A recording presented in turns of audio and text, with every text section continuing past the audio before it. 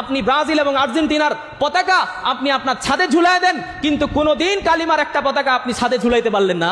কথা বলেন না কেন?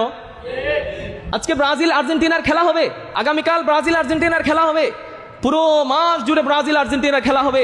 6টা বাজে খেলার তারিখ দেওয়া হয়েছে, টাইম দেওয়া হয়েছে। আপনি 6টা বাজে উঠে ব্রাজিল আর্জেন্টিনার খেলা ঠিকই দেখেন, কিন্তু অন্যান্য সময় 6টা বাজে ফজরের নামাজের টাইম দেওয়া হয়, ওই সময় আপনি উঠতে পারেন না। ভাই ঠিক বলেন না কেন? ভাই বলেন, আপনার যখন ফ্লাইট থাকে 3টা বাজে 4টা বাজে, তখন কিন্তু আপনি ঠিকই 3টা বাজে অ্যালার্ম দিয়ে ঘুম থেকে উঠে ফ্লাইট মিস করেন না। কিন্তু আল্লাহ তাআলা যে সময় নির্ধারণ করেছেন ফজরের নামাজের জন্য, সেই সময়ে যেটা ফরজ সেটা আপনি করেন না।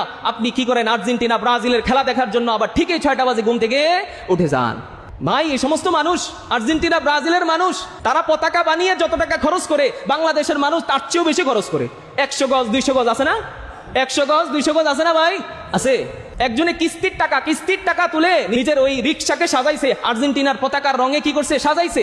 আপনি আর্জেন্টিনার পতাকার রঙে আপনি আপনার রিক্সাকে সাজান, আপনি ব্রাজিলের পতাকার রঙে আপনি কি করেন? আপনার বিল্ডিং সাজায় ফেলেন। আপনি ব্রাজিল এবং আর্জেন্টিনার পতাকা আপনি আপনার ছাদে ঝুলাই দেন, কিন্তু কোনোদিন কালিমার একটা পতাকা আপনি ছাদে ঝুলাইতে পারলেন না। কথা বলেন না কেন? কালিমার একটা পতাকা আপনি কেন ছাদে ঝুলাইতে পারলেন না? ওই আবার কি করে? আর্জেন্টিনার পোশাক একটা পরে থাকে, কিন্তু বাংলাদেশের যে পোশাক এটাকে আবার নিজের পিছন দিয়ে কি করে রাখে? নাউজুবিল্লাহ। তাহলে বোঝা গেল আপনার কোন দেশের প্রতি ভালোবাসা বেশি? আর্জেন্টিনার প্রতি ভালোবাসা বেশি, আর নয়তো বাংলাদেশের পতাকা আপনার পিছনে থাকবে কেন? ভাই আমার কথা বুঝতেছেন? আমার শেষ কথা, আল্লাহ তাআলা পবিত্র কোরআনুল কারীমে বলছেন, ওয়ালা তাত্তাখিযুল ইয়াহুদা ওয়ান নাসারা আউলিয়া, ইহুদি খ্রিস্টানদেরকে নিজেদের বন্ধু ভাইবো না। ভাই বন্ধু বানিও না, ভাইবো না কখনো। বাদুহুম আউলিয়া বাদ, এরা নিজেরা নিজেদের বন্ধু হয়, মুসলমানদের কখনো এরা বন্ধু হইতে পারে না। 2টা হাদিস শুনাই। রাসূল করিম সাল্লাল্লাহু আলাইহি ওয়াসাল্লাম বলেন, আল মারউ মা মান আহাব্বা, আপনি আর্জেন্টিনাকে সাপোর্ট করে আপনি যাকে ভালোবাসতেছেন, ব্রাজিলকে সাপোর্ট করে আপনি যাকে ভালোবাসতেছেন, মনে রাখেন কিয়ামতের ময়দানে ওই আর্জেন্টিনা ব্রাজিলের যে সমস্ত প্লেয়ার, তাদের সাথে আপনাকে হাসন নাসর করতে হবে। এরপর রাসূলুল্লাহ সাল্লাল্লাহু আলাইহি সাল্লাম বলেন, মান তাশাব্বাহা বিকাউমিন ফাহুয়া মিনহুম, যে ব্যক্তি দুনিয়ায় থাকতে অন্য কোন ধর্মের সাদৃশ্য অবলম্বন করে, ওই ব্যক্তির সাথেই তার হাসন নাসর হবে, ওই ধর্মের সাথেই তার হাসন নাসর হবে।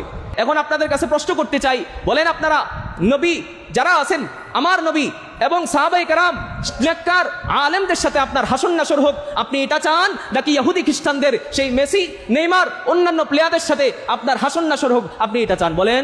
এখন বলবেন যে নবীদের সাথে আমি হাসন নাসর করতে চাই, আলেমদের সাথে নেককারদের সাথে হাসন নাসর করতে চাই, কিন্তু আর্জেন্টিনা ব্রাজিলের সাপোর্ট করা আবার কি করতে পারবো না? ছাড়তে পারবো না।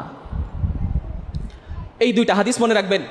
যারা অন্য ধর্মের অনুসরণ করে, অন্য ধর্মের জাতির সাথে কি করে? সাদৃশ্য অবলম্বন করে, রাসূল বলছেন তাদের সাথে কি হবে? হাসন নাসর হবে।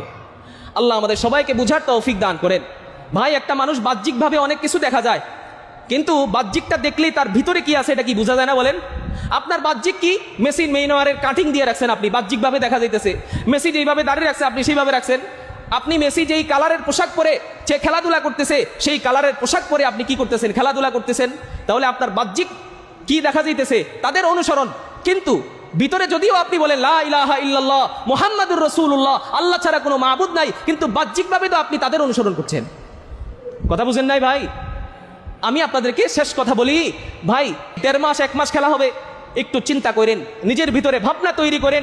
যদি কোনো সময় মনে হয় যে আমি এটা কি করলাম, তখন আল্লাহর কাছে বলবেন, আয় আল্লাহ, আমি আফসোস করলাম, অনুশোচনা আমার ভিতরে তৈরি হয়েছে, নিজের ভিতরে ভাবনা তৈরি হয়েছে, আর জীবনে এই ইহুদি খ্রিস্টানদের সাপোর্ট করব না, অনুসরণ করব না। আল্লাহ আপনি আমাকে মাফ করে দেন, আজ থেকে আমি তওবা করলাম, ফিরে আসলাম। দেখবেন আল্লাহ তাআলা ওই এত বছর ধরে তাদের অনুসরণ করেছিলেন, আল্লাহ 1 সেকেন্ডে সেটা মাফ করে দিবেন। সুবহানাল্লাহ বলবেন না?